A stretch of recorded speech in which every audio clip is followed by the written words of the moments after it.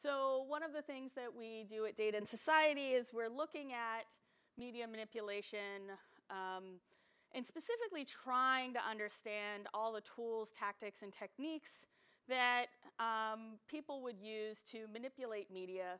And so this is a big question for us, and I'm going to show you today some of the different ways that we're approaching it. We are mainly a qualitative research team because we believe that some of these questions are not going to be answerable by looking at or looking to data in order to quantify quote unquote impact. And so I'll show you some of the things that I mean when I talk about media manipulation. So when I try to explain to people what is media manipulation, we focus on the manipulation of socio-technical systems, which means we study how media is used to manipulate individuals and groups, but also how individuals and groups manipulate media. And we're most interested in the reciprocal relationship between the human use of human beings, the human use of machines, and machines' use of humans. And I really like this picture because it's an unexpected, but maybe some of you in your youth have done this, where you hold up a speaker to a phone in order to let somebody hear a song that you're really into. And so when we talk about socio-technical, we're really trying to understand this kind of relationship where people are unexpectedly putting together different pieces of technology in order to produce a different kind of effect.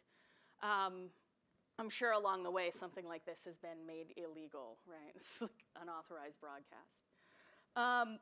But then what we're also trying to understand is what are the tactics of media manipulation. So we focus on 4 tactics, which are the planting and amplifying of misinformation and disinformation using humans. So this could include studying troll armies, doxing, and information bounties. Some of you might not even be familiar with information bounties, but there are websites online where people will post pictures of individuals and say, if you can name this individual, tell me where they work, get me their phone number, then I will pay you a certain amount of money, or they crowdsource for the payment.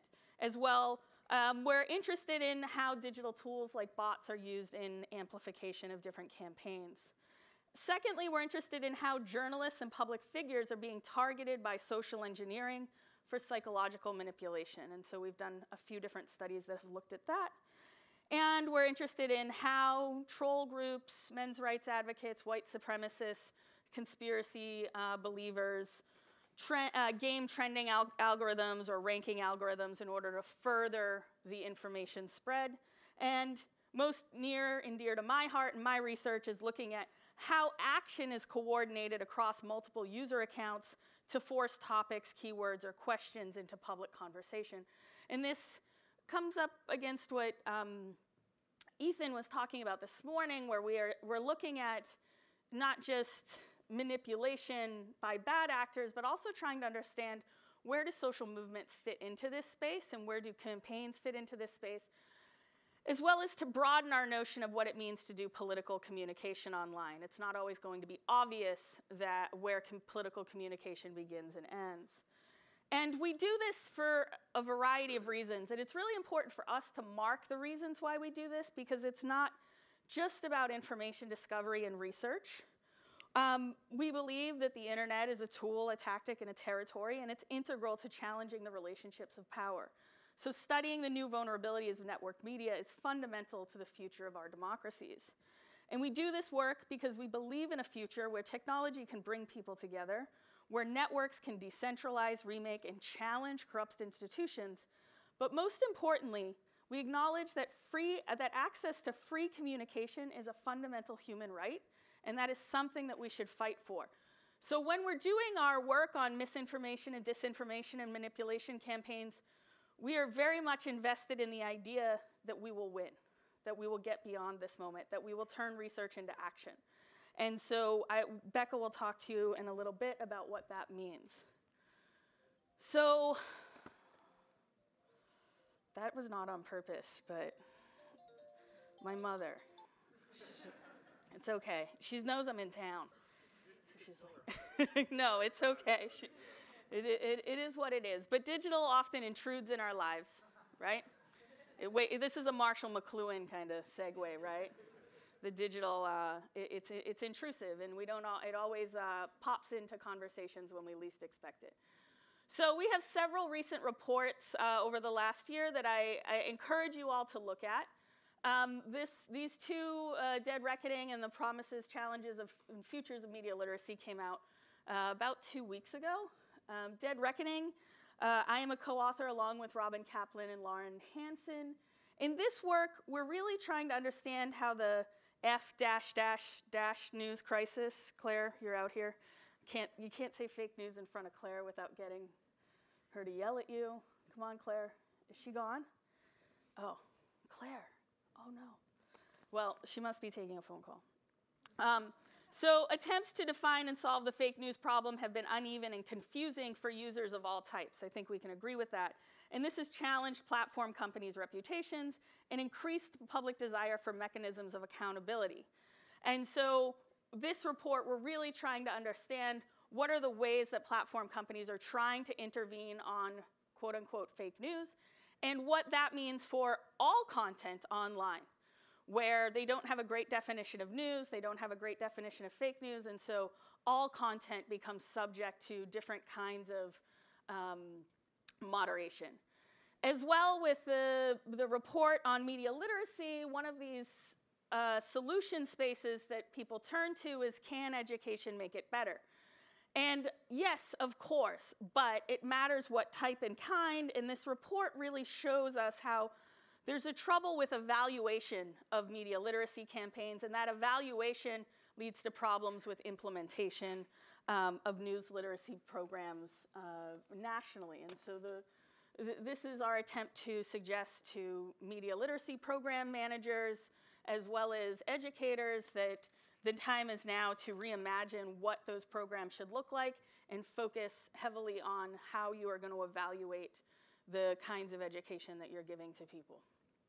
A few reports that came out last year, Lexicon of Lies.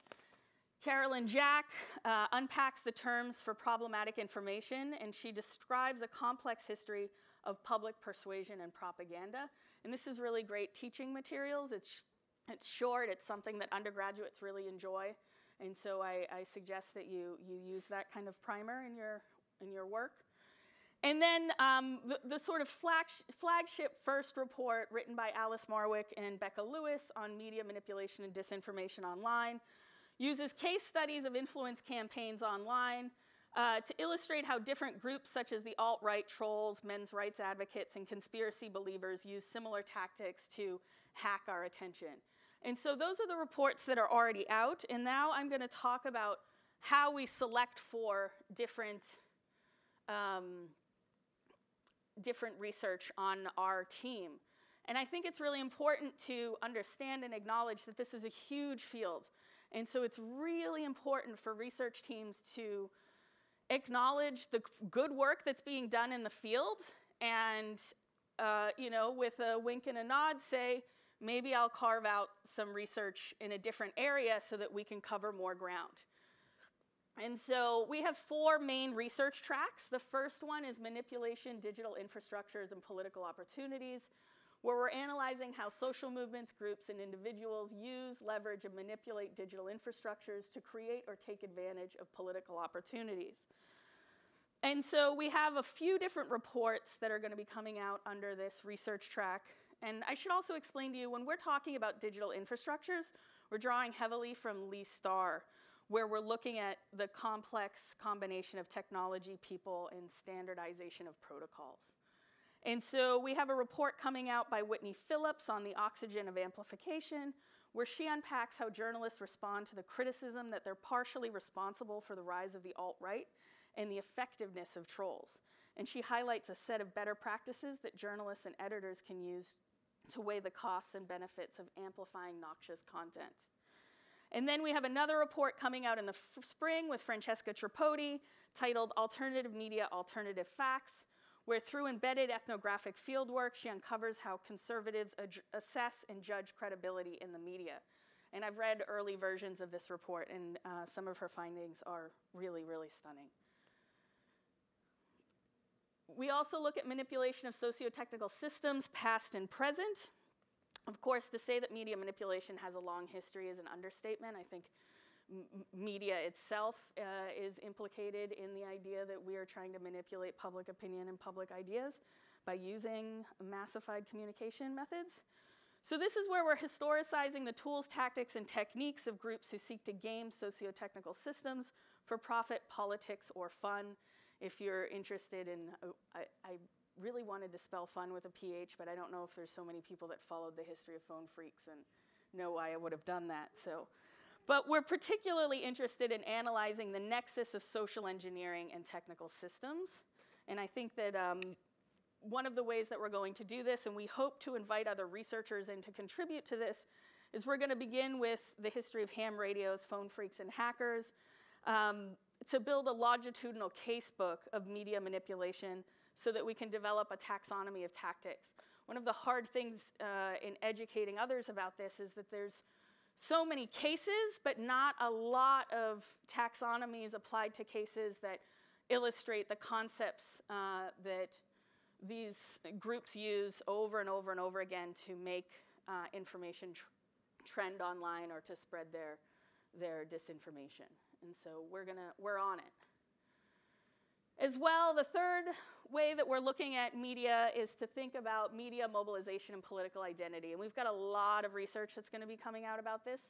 So we're researching the effects of feedback loops, echo chambers, and the engagement of audiences on content creators making political media. And I really like this comic here. It says, I've heard the rhetoric from both sides. Time to do my own research on the real truth. Literally the first link that agrees with everything you believe. Jackpot. And so we're interested in this dialogical approach to the internet where people are using social media in a way to confirm their beliefs, but also to talk back.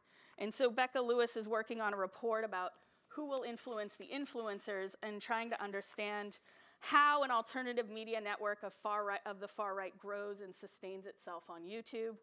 We've got work from Matt Gertson, who's looking at the uses of irony amongst memetic communities.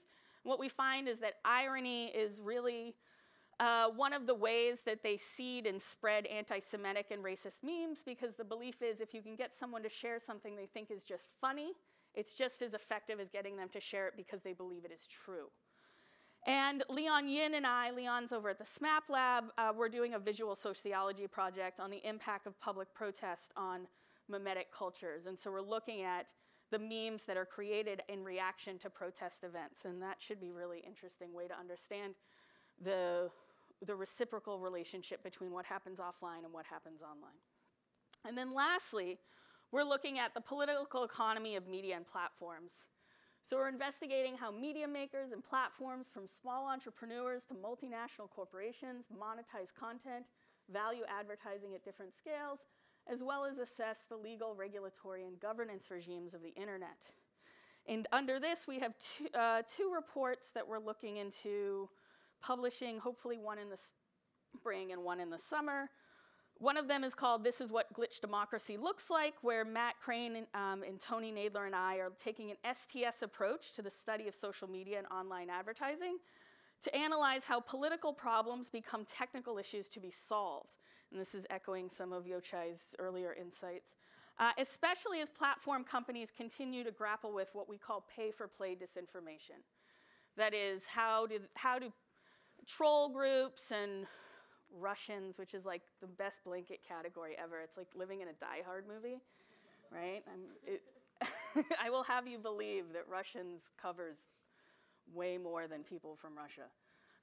So in that sense, though, and in that spirit, we're looking at the uses of advertising technology to force or compel things into people's quote-unquote news feeds. And then lastly, we have another report coming from Caroline Jack, which is an update on the Lexicon of Lies, where she's going to look back at the history of promotional culture and how it informs journalistic practices. So you can see we have a lot of stuff going in our engine room, but at the same time, we believe that it's important to do the research so that you can make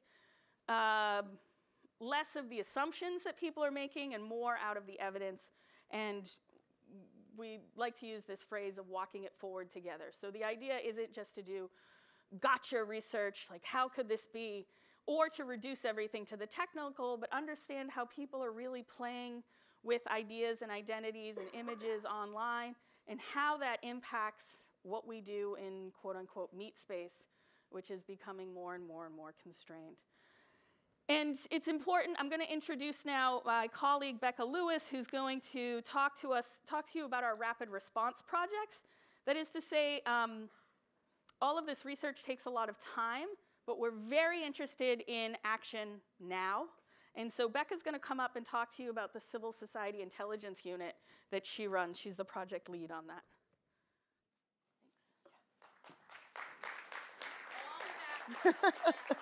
It's not the end of Joan.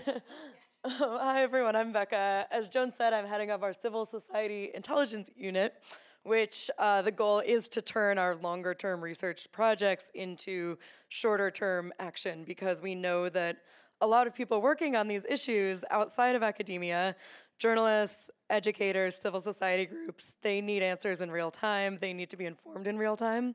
And so that's the goal of this project, project within a project.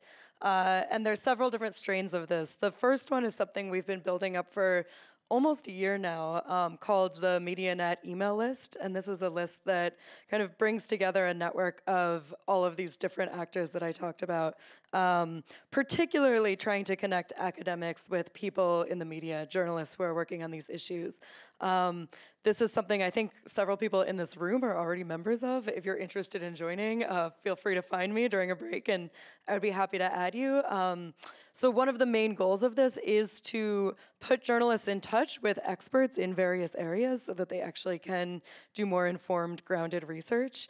And we also at Data and Society deliver a weekly briefing, or ideally a weekly briefing, to this network, where we are trying to summarize some of the work that we're doing and also make sure that we are kind of keeping up to speed, so that we have our kind of 4 reports of longer-term research that we've done, but we know that these issues, these worlds are changing so rapidly. We want to be able to keep up with that. So we are delivering weekly briefings to try to set frames, deliver in-depth reporting or in-depth research that then reporters and journalists can kind of work from. And several of our briefings have then been taken up by reporters and journalists who do in-depth reports. I think the most recent example is, was it Joe Bernstein from BuzzFeed?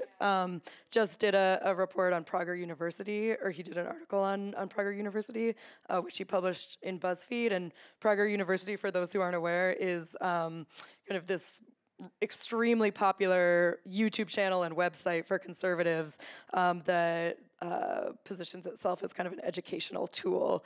It's something that if you are not within those circles, you probably haven't heard about, but it is this major player in this space. So check out that article for an example of something that we've kind of been working on with journalists.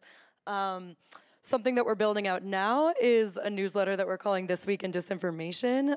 That is more targeted towards civil society organizations. It's people that we understand are extremely busy trying to work on solutions to a lot of issues, so they don't actually have the time necessarily to be digging through research, digging through articles. So this is really kind of a curation of what we see as the most relevant and best work being done in the space at any given moment. Institutional advisories, this is particularly, we've been working with educational institutions who, are really the nexus points for a lot of these battles.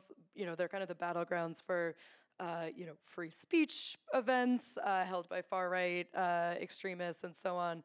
So we're trying to work with them kind of directly in the moment as they're facing challenges.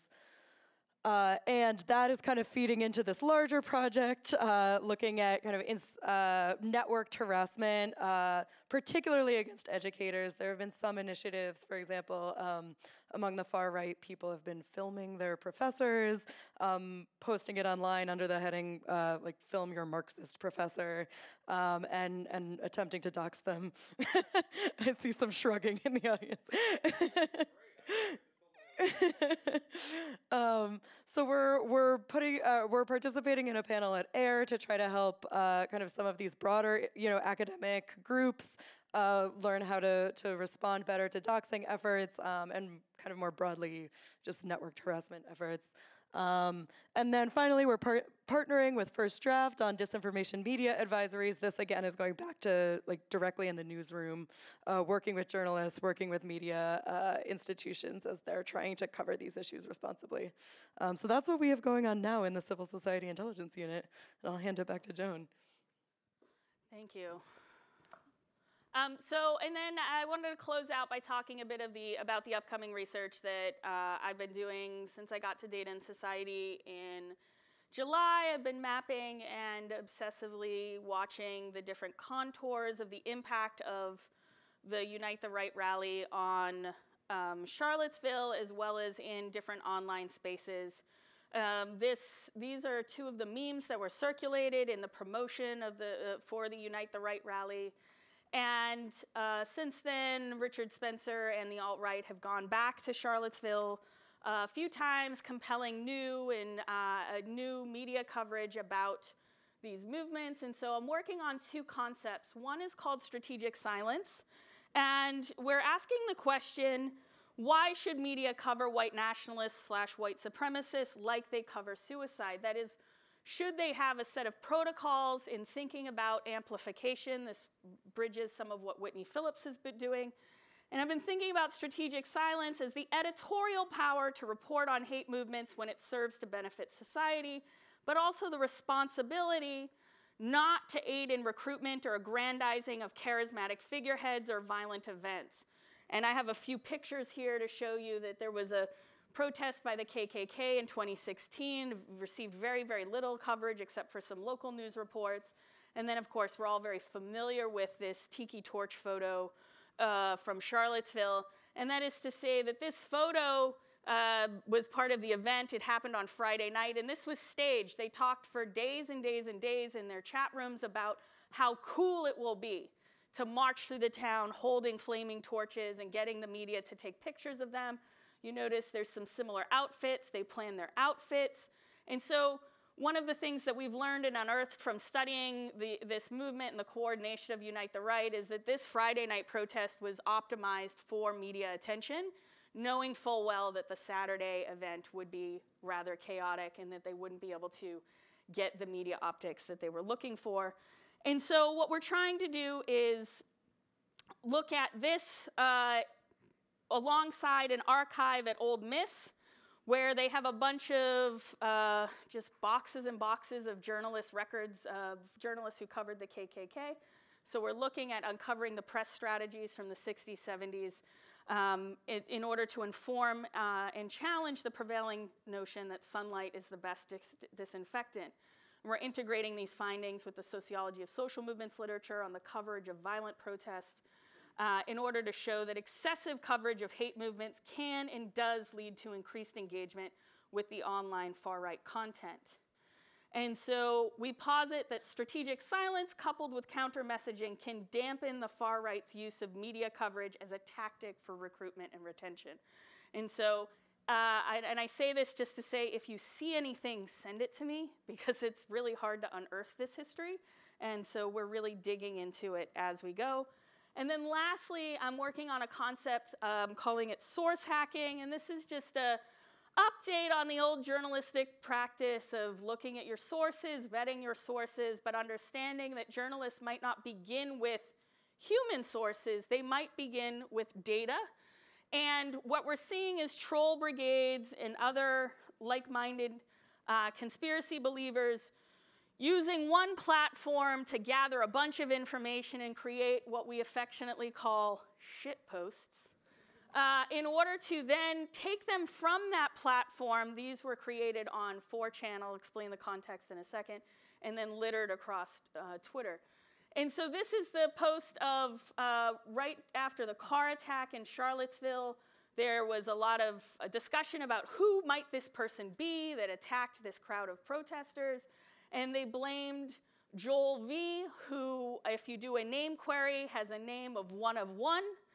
And so they were able to unearth a bunch of his social media, and they tagged it to bureaucratic records. And then they took these shit posts, which we're calling misinformation collages, so that some of the researchers don't have to feel a little anxious saying that out loud. But so we're looking at the transmission and the moving from 4chan and 8chan of these shit posts to Twitter, where they weren't spammed in this way of saying, oh my goodness, go look at this, the evidence is all here. Instead, they were placed in reply boxes to reporters that were writing about breaking news in Charlottesville. And that's an interesting kind of tactic where they remove the source of the material and they move it onto this platform where then journalists can go and vet the information themselves. And we've tracked a few different campaigns where this is done.